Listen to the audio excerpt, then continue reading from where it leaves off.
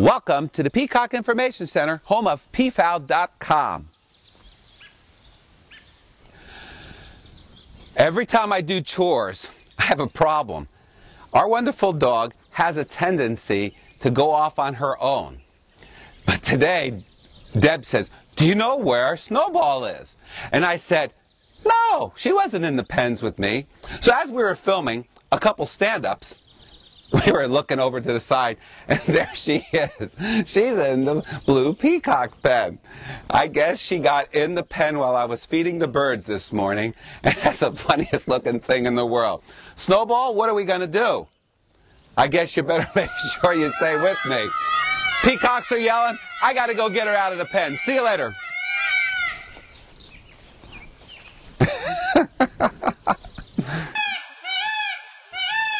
Let's go.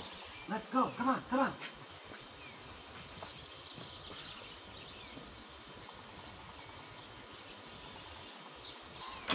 I'm going in.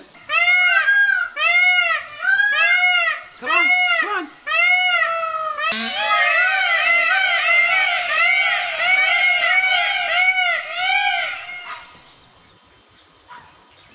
Was that terrible? Poor thing.